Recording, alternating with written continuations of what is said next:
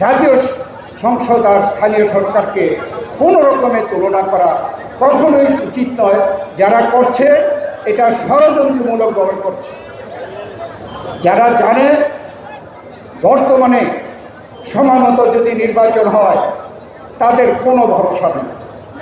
এই দেশে প্রমাণিত হয়েছে এদেশের জনগণের সবচেয়ে প্রিয় দল বাংলাদেশ জাতীয়তাবাদী দল, আর দ্বিতীয় দল ছিল আওয়ামী লীগ।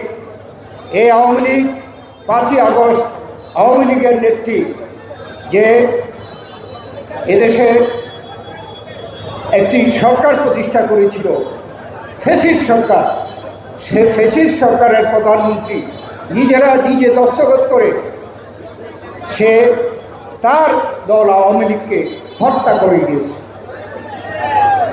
এখন নাই কেন কোথাও আওয়ামী লীগ? ওই দিন শেখ হাসিনা পদত্যাগ করে দেশ থেকে পালিয়ে গিয়েছে।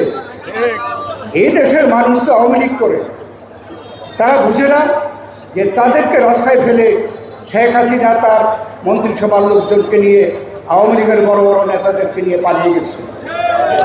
হত্যা করেছে আওয়ামী লীগকে শেখ হাসিনা, মাঠে আওয়ামী লীগ নাই। এখন যদি নির্বাচন হয় তাহলে জনগণের একমাত্র বিকল্প হচ্ছে বাংলাদেশ জাতীয়তাবাদী দল। অতএব আরেকটা গ্রুপ হয়েছে, বলে সংস্কার করবে আগে তারপরে নির্বাচন।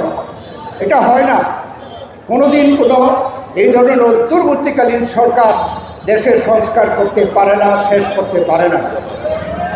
জনগণের নির্বাচিত সরকার যে কোনো সংস্কার নিয়ে সেটাকে সম্পাদন করতে পারে।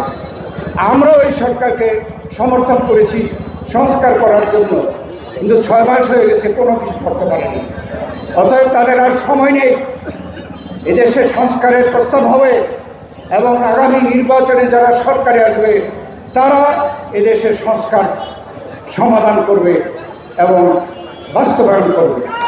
অতএব এই সংস্কারের উছিলা দিয়েও লাভ নেই এবং স্থানীয় সরকারের কথা বলেও লাভ নেই। অবশ্যই অতি দ্রুত এদেশে নির্বাচন দিতে হবে জাতীয় সংসদে। সেটার জন্য আমরা আজকের যে আমাদের যে দাবিগুলো, তার মধ্যে একটা দাবি হচ্ছে অতি দ্রুত একটি জাতীয় সরকারের নির্বাচনের রোড ম্যাপ ঘোষণা করা, দিন তারিখ ঠিক করা। যেদিন ঠিক তারিখ ঘোষণা করা হবে, দিন তারিখ, সেই দিন জনগণ নির্বাচনমুখী হয়ে যাবে।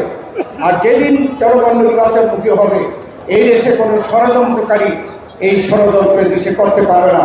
জনগণই মোকাবেলা করবে।